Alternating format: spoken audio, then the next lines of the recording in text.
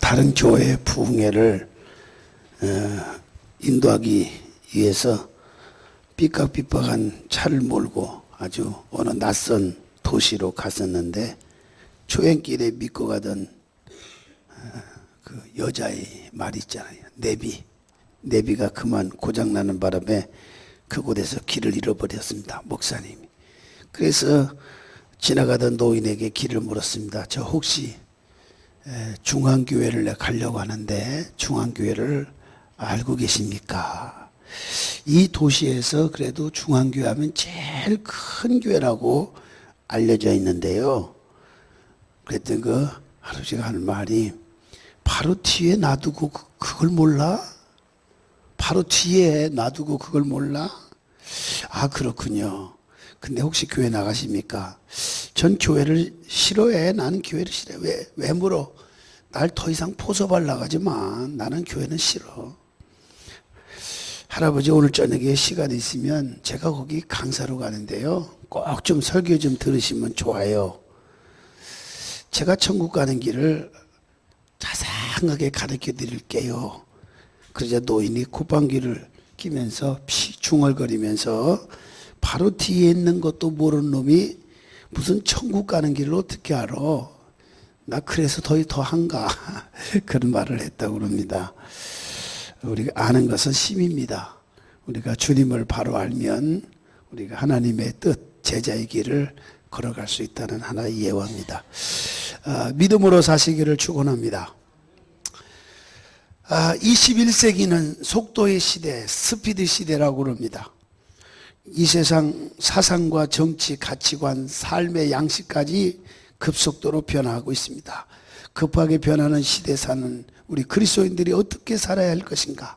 이 시대를 흔들림이 없이 극복할 수 있는 정신이 과연 뭘까? 오늘 본문이 말해주고 있습니다. 의인은 오직 믿음으로 말미암아 살리라. 오늘 이 말씀은 시대와 환경을 초월해서 믿음의 사람들의 삶에 있어서 가장 적합한, 적응할 수 있는 말씀이 아닌가 싶어요. 2500년 전 하박국 선지자는 의인은 믿음으로 말미암아 살리라고 그랬습니다. 1900년 전 사도 바울은 의인은 믿음으로 살자라고 말했습니다. 약 500년 전 마르틴 루터 역시 의인은 오직 믿음으로 말미암아 살리라고 강조했던 것입니다. 그들은 불의한 세상에 살았지만 오직 믿음의 사람은 부패한 세상에 결코 오염돼서는 안 될 뿐만 아니라 어떤 상황에서든지 믿음으로 살아야만 된다라고 강력하게 외쳤다고 하는 사실입니다. 오늘날도 하박국 시대나 바울 시대나 또 마르틴 루터 시대와 크게 다를 바가 없습니다. 세상 풍조와 정치, 경제, 사회 모든 것이 우리 믿음을 연약하게 만들어가고 있습니다. 자꾸만 믿음을 약하게 유혹하고 있는 요소들이 우리 주변에서 얼마나 많이 일어나고 있는지 모릅니다. 그러니 이 세상과 이 시대의 정신을 뛰어넘어서 오직 믿음으로 살 때만이 나를 이기고 세상을 이기고 죄악을, 환경을 이겨 헤쳐나갈 수가 있는 줄로 믿으시기를 바랍니다. 그러면 믿음으로 산다는 게 무엇을 말하느냐? 첫째, 전능하신 자를 붙들고 어떤 역경이든지 간에 이겨내는 겁니다. 중요한 것은 전능자 하나님을 믿는 자만이 역경을 이겨낼 수가 있다고 하는 사실입니다. 많은 사람은 위기에 부딪히면 위기에 갇히고 사건에 부딪히면 사건에 갇히게 됩니다. 위기보다 뛰어나신 하나님을 발견하면 쉽게 위기를 극복할 수가 있는 것입니다. 출애굽 이스라엘 백성이 홍해를 만났어요. 그러나 홍해는 엄청난 겁니다. 홍해바다는 바다라고 부릅니다. 홍해는 감히 누구도 두려워하지 않을 사람이 없습니다. 홍해가 하필 가로막고 있습니다. 걸어갈 수밖에 없습니다. 그러나 거들 수가 없습니다. 홍해 바다기 때문입니다. 그러나 우리가 닥쳐오는 이런 홍해, 뒤에는 애국 군사가 쳐들어옵니다. 죽음의 직면에 처해 있습니다. 그러나 중요한 것은, 문제는 뭐냐? 달려가면 되는데 어디로 달려갈 것이냐 하는 거예요. 왜? 홍해라고 하는 문제가 앞을 가로놓였기 때문입니다. 그러나 살아가신 여러분, 홍해가 문제가 아니라 그것을 바라보는 사람들의 믿음이 문제였다고 하는 사실입니다. 홍해 앞에 섰을 때 이스라엘 백성들은 홍해를 보고 두려워했고, 그러나 모세는 두려워하지 않았습니다. 왜 그랬을까요? 전능하신 하나님을 보고 있었기 때문입니다. 할렐루야. 그것이 중요한 거예요. 믿음이라고 하는 것은 날 붙드는 것이 아니라 전능자를 붙드는 겁니다. 전능자를 붙들고 사면 강하고 담대할 수가 있는 것입니다. 다윗은 철저하게 하나님을 의지하고 하나님의 능력을 믿었습니다. 다윗이 골리앗 자체를 봤으면 절대로 도전해 나갈 수가 없었을 것입니다.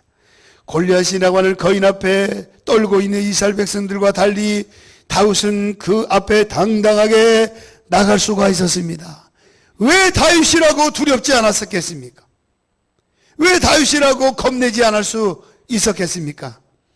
그러나 다윗은 나와 함께 하시는 하나님의 전능성, 하나님의 강력한 능력을 보았기 때문에 그는 두렵지 않았다고 과감하게 고백할 수 있었던 것입니다. 중요한 것은 우리가 어떤 생각, 어떤 사고와 어떤 믿음의 사고를 가지고 하나님의 사고를 가지고 살아가느냐가 중요한 것입니다. 내가 무슨 일을 할 수 없다고 하는 것이 아니라 할 수 있다고 하는 믿음, 그리고 더 나아가서 하나님은 나와 함께 하신다고 하는 이 확신을 갖지 못한 것이 문제지, 믿음의 문제지 상황과 환경의 문제는 아니라고 하는 것입니다. 이스라엘 백성들은 골리앗을 보는 눈밖에 없었지만은 다윗은 하나님을 보는 것입니다. 위대한 사건 뒤에는 언제나 성경이 말해주고 있습니다. 고난과 역경이 있었고 위대한 믿음이 있었다는 겁니다. 그런데 그 위기가 오히려 하나님을 만나고 하나님을 경험하고 하나님이 함께 싸워주시고 승리케 하시는 체험을 할 수 있었다고 하는 사실입니다. 마태복음 15장에 보면 늘 말씀드리지만은 15장에 보면 21절인가 28절까지 역경을 만났던 여인, 가나안 여인이 나오지 않았습니까? 이 여인은 이방 여인입니다. 어린 딸이 하나가 있는데 흉악하고 더러운 귀신 들려서 극심한 고통 중에 있었습니다. 그런 날 예수님은 귀신을 쫓아내신다고 병을 고쳐주신다라고 하는, 그리고 예수님 만나면 어떤 상황에 처할지라도 문제가 다 해결받지 못한 일이 없다고 하는 그런 엄청난 사실을 어느 누군가가 그에게 귓가에 들려주게 되었습니다. 그런 소문을 듣게 되었습니다. 이건 희망의 소문입니다. 기적의 소문인 것입니다. 여러분, 이 소문을 여러분이 경험한 예수를 만난 그 사실, 예수로 하여금 내가 경험했던 체험담, 이런 일들을 모든 사람에게 나만 가지고 있지 말고 알리면 교회는 붕괴됩니다. 알리면 영혼이 구원받습니다. 오늘 이 소문을 들었기 때문에 가나안 여인이 희망의 끈을 놓지 않았다는 겁니다. 이 소문을 듣지 않았다면 아마 희망의 끈을 잡을 수도 없고 잡으려고 하지도 않았을 것입니다. 그리고 그 예수님이 지금 들어와 시돈 땅에 오셨다는 소문을 듣게 되었습니다. 가나안 여인은 예수님 소문을 듣고 복가로 예수님께 다가갔습니다. 왜냐? 이 여인은 기회가 찾아온 것이라고, 나에게 이런 찬스가 더 이상 이런 찬스가 어찌 내게 가까이 다가올 수 있을까? 이것은 저로의 찬스다, 기회다, 이런 긍정적인 사고를 가지게 되었습니다. 믿음을 가지게 되었습니다. 그런 믿음과 사고를 가지면, 확신이 생기면 행동으로 옮기는 줄로 믿습니다. 그리고 예수님 앞에 엎드려 딸을 고쳐달라고 간구합니다. 그런데 예수님은 여인의 간구에 침묵했고, 그럼에도 불구하고 이 여인은 아랑곳하지 아니하고 원망과 불평하지 아니하고 딸을 위해서라면 100번이고 1000번이고 소리를 높여서 내 딸을 고쳐달라고 간구하지 않을 수가 없다고 하는 그런 심정을 가지게 된 겁니다. 우리가 왜 기도를 못합니까? 끝까지 하십시오. 하나님이 들어줄 때까지 끈질기게 기도하라고 하는 그런 가난 여인을 통해서 우리에게 교훈해 주고 있습니다. 누가복음 18장 보면은 그 여인에 대한 내용이 많이 나옵니다. 억울한 과부의 내용도 나옵니다. 근데 그들의 공통점은 뭐냐? 들어줄 때까지 끝까지 낙심하거나 좌절하지 아니하고 하나님 앞에 부르짖었다고 하는 사실입니다. 확신을 가진 사람은 절망하지 않습니다. 낙심하지 않습니다. 흔들리지 않습니다. 이 여인은 흔들리지 않았습니다. 낙심하지 않았습니다. 침묵을 지키는데도 불구하고 또 외치고, 그래도 침묵을 하고 있는 예수님 앞에 또 부르짖고, 이걸 한두 번 반복한 게 아닙니다. 그러나 예수님은 거절했습니다. 자녀의 떡을 취하여 개들에게 줄 수 없다라고 하는 겁니다. 개라고 하는 표현을 했습니다. 개는 그 당시에 이방인을 상징하는 표현이었습니다. 한마디로 말하면 이방인은 개 취급을 했다는 겁니다. 하지만 여인은 뒤로 물러서지 않냐고 계속해서 예수님을 설득합니다. 개도 주인의 상에서 떨어지기는 부스러기를 먹습니다. 그러니 부스러기라도 은혜를 구합니다. 부스러기라도 은혜를 구합니다. 라고 계속해서 예수님을 향해서 외치게 된 겁니다. 그런데 예수님은 침묵하시고 거절하시고 무시하셨지만 이 여인은 포기하지 않고 적극적으로 주님께 매달렸습니다. 왜 그런 수모와 그런 멸시를 당했는데도 불구하고 계속해서 부르짖었을까요? 여러분은 조그마한 목회자가 나의 실수로 한마디가 여러분에게 상처가 되는 수도 있을 것입니다. 여러분 마음을 아프게, 그런 마음의 의도는 아닌데 받아들이는 여러분의 성향에 따라서 상처가 되고 아픈 경우도 있을 겁니다. 그러면 대부분 성도들은 흔들립니다. 여러분, 이 여인을 생각하십시오. 이 여인은 예수님은 능력자라는 것을 인정하면서 예수님께 다가가서 요청했습니다. 침묵을 지킨 예수님도 무시했던 예수님을 향해서 원망 불평하지 않았습니다. 그리고 거절했습니다. 개취급을 했습니다. 그러나 흔들리지 않았습니다. 왜 그랬을까요? 딸을 위해서였습니다. 여러분의 행복을 위해서, 여러분의 삶의 풍요로운 축복을 위해서라도 어떤 상황이 직면한다 할지라도 흔들리지 마십시오. 낙심하지 마십시오. 절대로 좌절하지 마시기를 바랍니다. 바로 이 여인은 예수님의 능력을 알았습니다. 또 예수님 전능성을 믿었기 때문입니다. 어떤 거절의 장벽에도 포기하지 않냐고 인내하며 예수님께 매달리는 것, 이것이 바로 믿음입니다.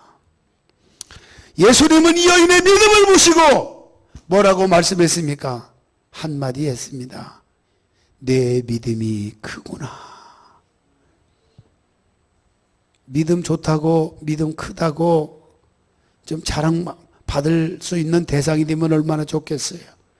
교회에 그렇게 많이 다니더라도 참 집사님, 권사님, 장로님 믿음 좋습니다.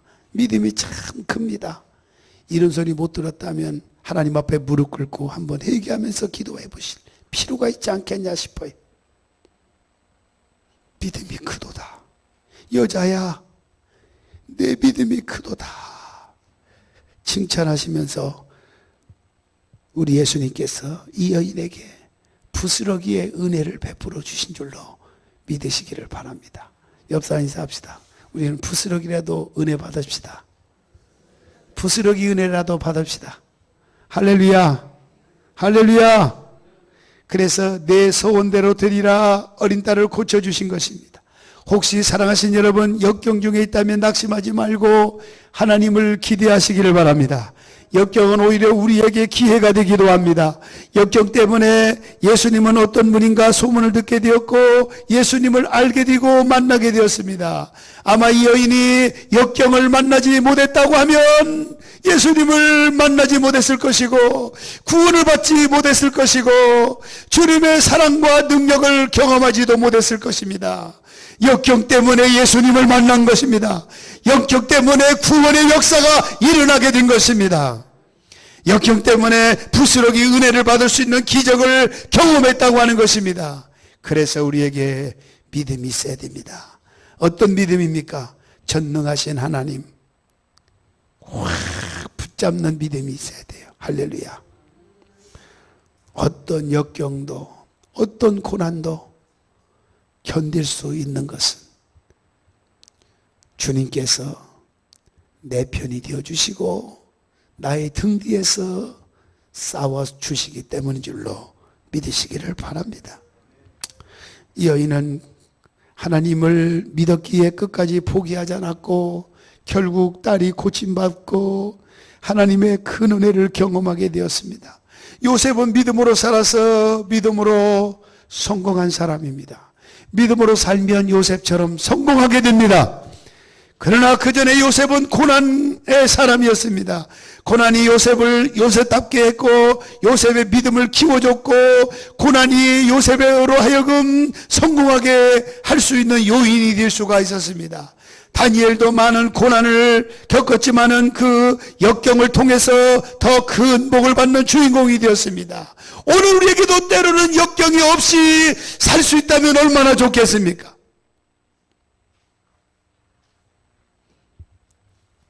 그러나 고난을 통해서 하나님을 경험할 때가 더 많지 않습니까?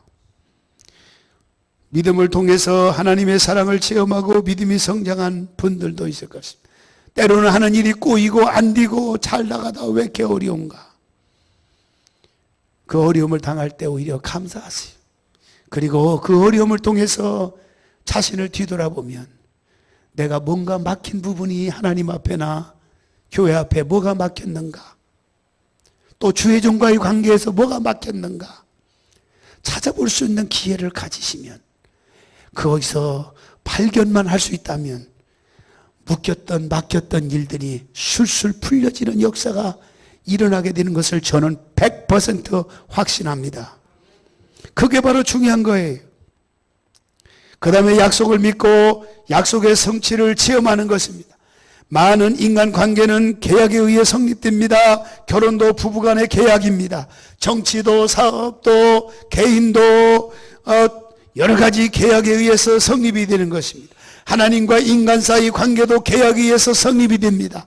하나님과 계약을 맺고 이를 지킨 사람은 하나님이 주시는 크고 놀라운 은혜를, 놀라운 축복을 받게 될 수 있지만 하나님과 계약을 맺고 난 다음에 해야 할 의무를 지키지 아니하면 그 계약은 깨지고 하나님의 심판을 받게 되는 경우를 볼 수가 있습니다. 창세기 12장에 보면 하나님께서 아브라함에게 나타나셔서 계약을 맺으셨습니다. 계약 조건은 뭡니까? 너의 고향 친척 아비집을 떠나라. 그리고는 떠나면은 세 가지 약속을 해 주셨어요. 땅의 모든 민족이 너로 인해서 복을 받을 것이다. 복의 근원의 약속입니다. 많은 민족의 조상이 되리라. 믿음의 후손들이 살 땅을 내가 너에게 주리라. 그 약속 세 가지를 받았습니다. 아브라함 이 같은 약속을 받을 때 조금도 의심하지 아니하고 확신했습니다. 그리고 그 계약대로 지켰습니다. 그랬더니 복의 근원이 되었습니다. 할렐루야. 고향을 떠난다는 건, 정든 곳을 떠난다는 건, 그것도 막연하게 떠나라고 할 때는 그걸 따른다고 하는 건 쉽지 않은 것입니다. 교회가 하는 일이라면 내 마음에 드는 경우도 있지만 들지 않는 경우도 왜 없겠습니까? 그냥 따라주세요. 목사는 목회자입니다. 목회하는 일에 따라주세요. 그러면 그 뒤편에는 하나님이 작업하시고 역사하시고 하나님께서 함께 하실 줄로 저는 믿습니다. 어떤 사람이 믿음의 사람일까요? 바로 눈앞에 벌어질 수 있는 일도 예측할 수 없는 상황이지만 말씀에 순종하여 그야말로 발걸음을 내딛는 사람, 그 사람은 바로 믿음에 온전한 사람인 것입니다. 인간적인 계산에 따라 살 때는 믿음이 나타날 수가 없어요. 내 경험이나 내 이성이나 나의 지식을 초월해 나가게 하는 것이 바로 믿음입니다. 마치 아브라함의 믿음대로 100세에 이삭이 태어났어요. 이건 인간의 이성으로는 도저히 이해할 수 없는 일들입니다. 복의 근원이 되었고 믿음의 조상이 되었습니다. 뿐만 아니라 가나안 땅은 비록 그의 생에 이루어지지는 않았지만 여호수아 때에 그의 믿음대로 이루어지는 역사가 펼쳐진 줄로 믿습니다. 믿음은 하나님의 약속을 그대로 믿는 겁니다. 우리가 가지고 있는 하나님의 말씀인 성경은 약속의 복음인 것입니다. 하나님의 약속이 때로는 우리가 감당할 수 없는 엄청난 내용이라고 해도 그 하나님의 말씀을 믿을 적에 우리 앞에 그것이 현실로 나타나고 그것이 바로 현실로 축복이 보여지는 것입니다. 신앙의 사람과 불신앙의 사람은 하나님의 약속을 믿느냐 믿지 않느냐의 차이인 것입니다. 하나님의 약속의 말씀을 믿는 사람은 신앙의 사람입니다. 그러나 약속의 말씀을 믿지 아니하는 사람은 불신앙적인 사람인 것입니다. 예수님께서 승천하실 때에 제자들에게 약속하셨습니다. 승천하시기만 해도 상관이 없습니다. 내가 다시 오마 약속했기 때문입니다. 그래도 제자들을 위해서 더 복을 주시려고, 확신을 시켜주시려고, 내가 몇 날이 못 되어서 너에게 파라크로토스 보혜사 성령을 보내줄 것이니 기다려라 그랬을 때에 500명 중에 다는 아니었습니다. 남은 숫자 120명만 남아서 끝까지 마음을 같이 해서 약속의 말씀을 붙들고 기도할 때 그 약속대로 성령을 체험한 줄로 믿으시기를 바랍니다. 많은 성서학자들이 성경에는 8,000가지 약속이 있다고 말합니다. 약속의 책임이 바로 하나님께 있습니다. 우리는 그저 약속을 믿기만 하면 하나님은 책임져 주신다 그런 말이에요. 믿으면 아멘 하시기 바랍니다. 하나님은 예수 그리스도를 통해서 구원을 약속해 주었고 우리 죄가 주홍같이 붉을지라도 용서해 주신다고 약속했습니다. 우리에게 풍성한 삶과 참 평안을 안겨다 주신다고 우리에게 약속해 주셨습니다. 하나님은 신실하신 분입니다. 약속을 지키시는 분입니다. 수고하고 무거운 짐자들아 다 내게 오라 내가 너희를 쉬게 하리라 약속하셨습니다. 무거운 짐을 내가 짊어지려니까 고통스럽고 내가 짊어지려니까 넘어지고 쓰러지는 겁니다. 수고하고 무거운 짐진 자들아, 짐이라고 하는 건 여러 가지가 있겠죠. 죄악의 짐도 있고 또 물질의 짐도 있고 자녀의 짐도 있고 부부관계의 짐도 있고 시부모의 관계도 짐이 있고 성도와 성도 간에 여러 가지 견디기 어렵고 감당할 수가 없는 그런 무거운 짐들이 많이 있을 겁니다. 그러한 짐들을 내가 지려고 하니까 힘들고 고통스럽고 상처가 되고 쓰러지고 낙심하고 절망하는 것입니다. 그러나 능력의 주님께서 말씀하셨다는 겁니다. 제가 여러분에게 말씀을 그 내용을 얘기한다면 여러분 이거 말씀은 설득력이 없습니다. 왜냐하면 저는 인간이기 때문에 한계가 있다 그 말이에요. 그러나 우리 전능하신 주님은 능력에 한계가 없는 뛰어나신 분입니다. 그분이 말씀했습니다. 그분이 약속했습니다. 무거운 짐을 가지고 오는 자에게는 내가 책임져 주겠다고 하는 말씀입니다. 할렐루야. 뿐만 아니라 우리에게 능력을 주신다고 약속했습니다. 그러므로 그 약속을 믿고 따르는 자에게 약속된 모든 은혜와 축복을 받을 수가 있는 것입니다. 믿음이란 보지 않고 듣지 않고도 믿는 겁니다. 기적을 보고 믿는 게 아닙니다. 병이 낫기를 기도했는데 병이 나는 사람도 있죠. 제가 수안부 교회 집회를 2번 했는데 그 첫 번째 집회할 때에 대장 말기암 환자였어요. 스스로는 거동할 수가 없었어요. 그런데 갈 때는 혼자 걸어서 갔어요. 지금도 직장 생활에 하나님이 고칠 수 없는 병도 세상 의학이 안 되는 것도 고쳐주시는 경우가 있어요. 아멘. 고쳐주시는 경우가 있어요. 얼마 전에 제가 간증했죠. 간호사가 저 목사, 장 목사 눈도 해주고 뭐 해주고 그 교회 얘기입니다. 실체를 의존하고 올라올 때 힘들고 막 그랬는데 지금은 스스로 거동은 우리같이 건강한 건 아니지만 손잡고 혼자 3층인가요? 교회에 나오신다고 합니다.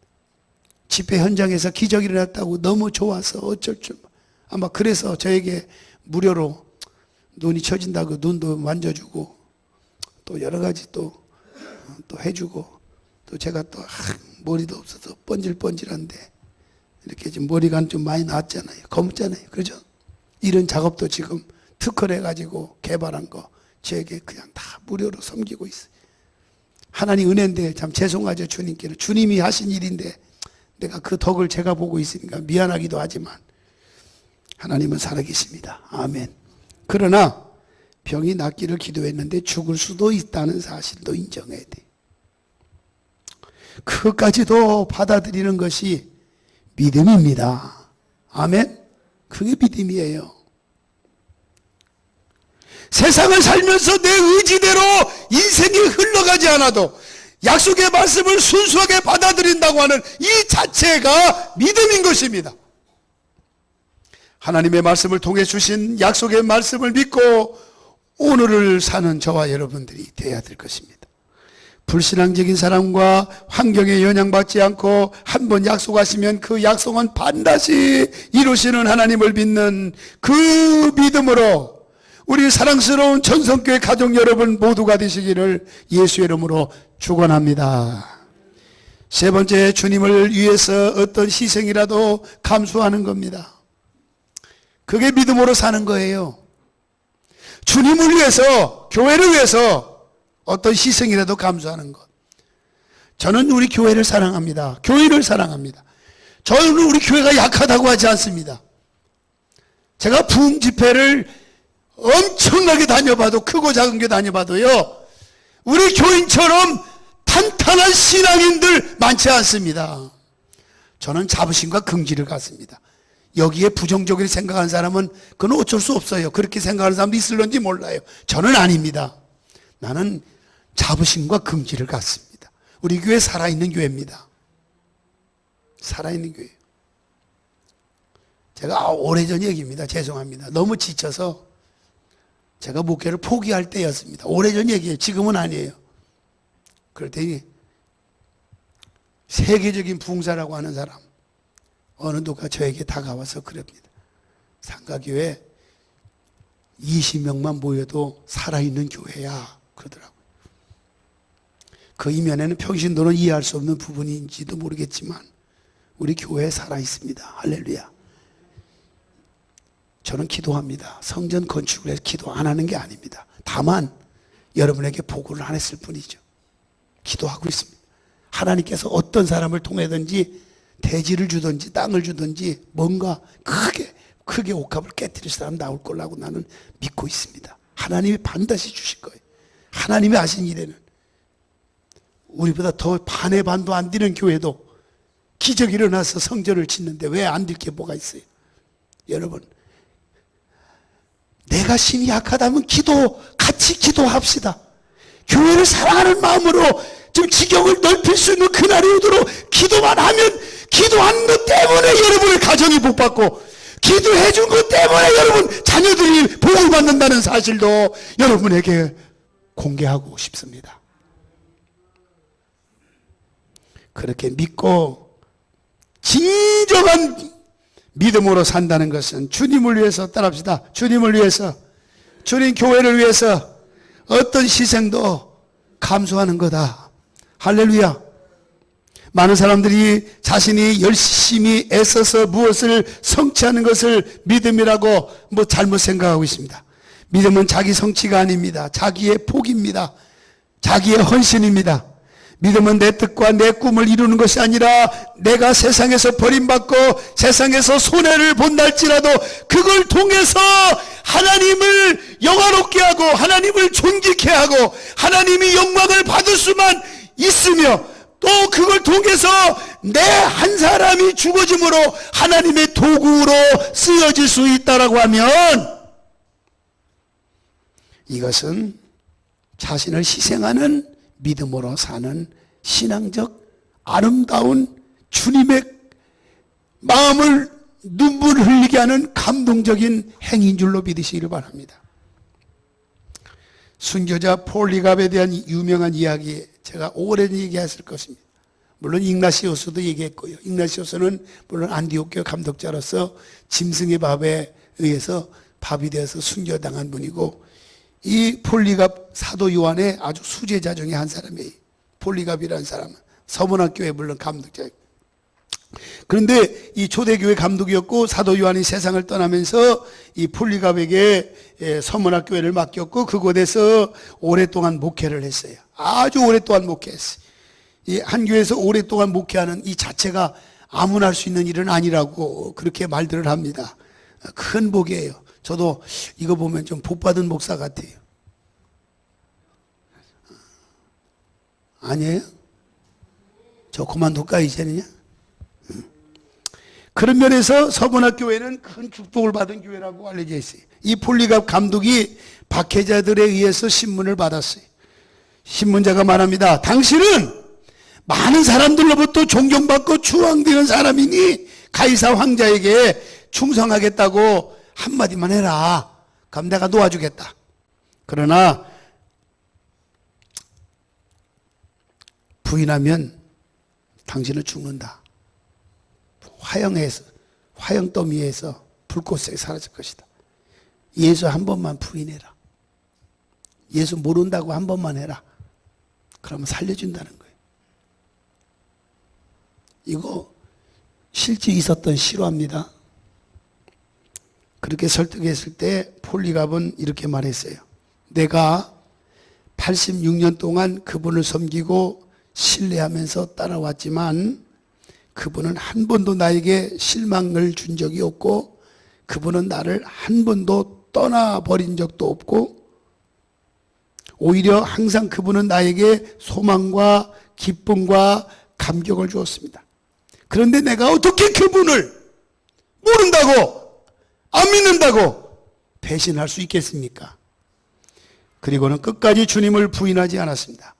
결국 그는 화형당했지만은 화형대에 올라가서도 하나님을 찬양하며 순교를 했습니다. 끝까지 그는 말씀을 지켰어요. 끝까지 충성한 사람, 끝까지 믿음으로 사는 사람 승리합니다. 하나님이 놀라운 복을 주시. 끝까지 잘하는 사람이 그게 진정한 믿음으로 사는 사람인 줄로 믿으시기를 바랍니다.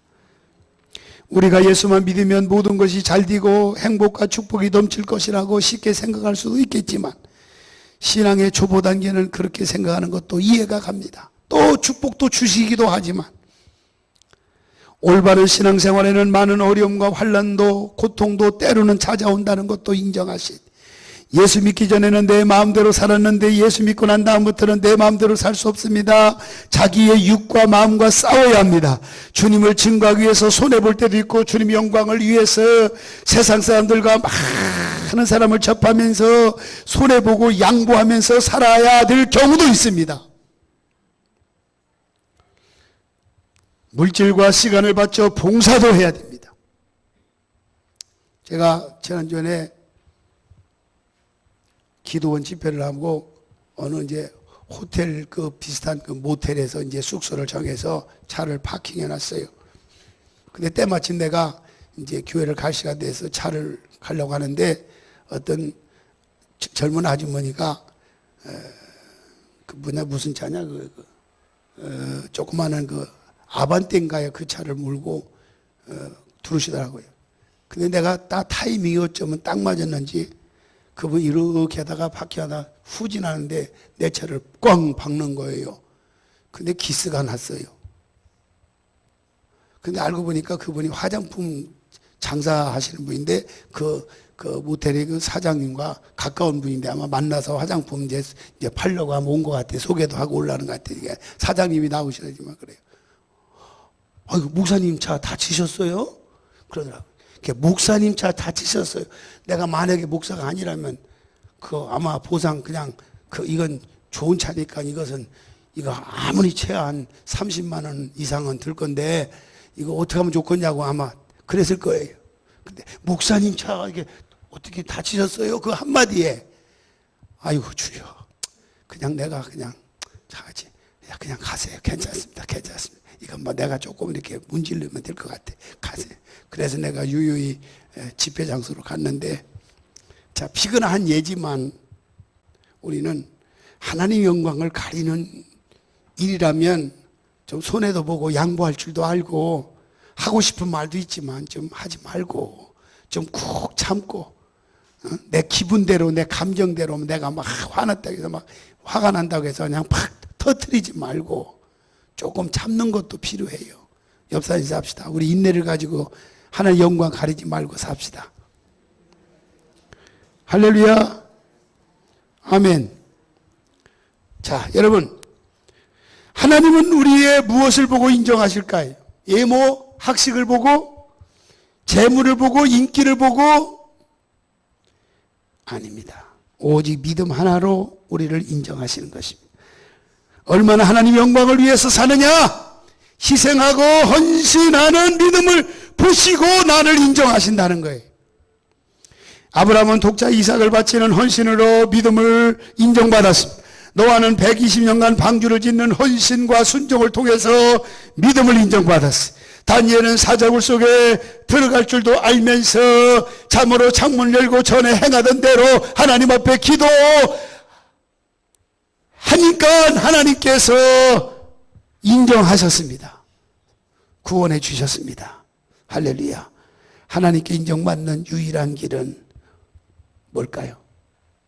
오직 믿음뿐이라. 아멘. 오직 믿음이에요.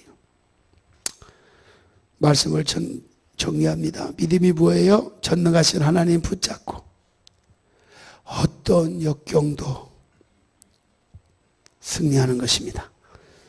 두 번째, 하나님 약속을 믿고 우리 삶 가운데 그 약속을 성취하는 것입니다.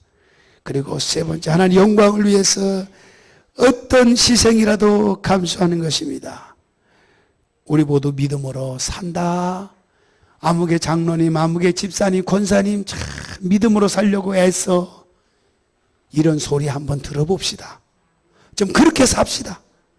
사람 앞에 좋게 하지 말고 하늘나라에서 책망받지 않고 주님이 언제라도 우리 불러가시면 부끄럽지 않게 맞이하지 않는. 우리 최 장로님을 당회하면서 그러더라고요. 장로로서 우리가 뭐 한 거 있냐. 이렇게 큰 일을 해가지고 우리도 크게 교회에 영향력을 끼쳐서 하다가 왔다고 하나님 앞에 해야지 책망받으면 뭐 할 거냐. 그럴 때, 자, 그 마음이 참, 마음에 좀 와닿더라고요. 그거 하나. 우리가 하나님 나라에 갈 때, 너 권사로서, 집사로서 뭐 하고 왔냐? 저석교에서 네가 무슨 희생한 게 뭐 있냐? 라고 묻는다면, 내가 이런 일을 지금 그래도 한 거 아시지요? 아시지요? 라고 말할 수 있는, 그게 바로 믿음으로 사는 것입니다. 그렇게 되시기를 주의 이름으로 축원합니다. 기도하십시다. 하나님 아버지 감사합니다. 감사합니다. 우리가 믿음으로 살 때 어떤 시대와 환경을 만난다고 해도 그걸 초월하게 하여 주옵소서. 우리가 믿음으로 살면 하나님이 우리를 믿어주실 줄로 믿습니다. 하나님이 우리를 믿어주면 천국 문이 열리고 하나님의 은혜와 기적이 임할 줄로 믿습니다. 우리가 하나님의 영광을 보고 하나님의 영광을 드러낼 수 있는 은혜로운 삶, 믿음으로 사는 삶을 살아가게 하여 주시옵소서. 예수님의 이름으로 기도하옵나이다.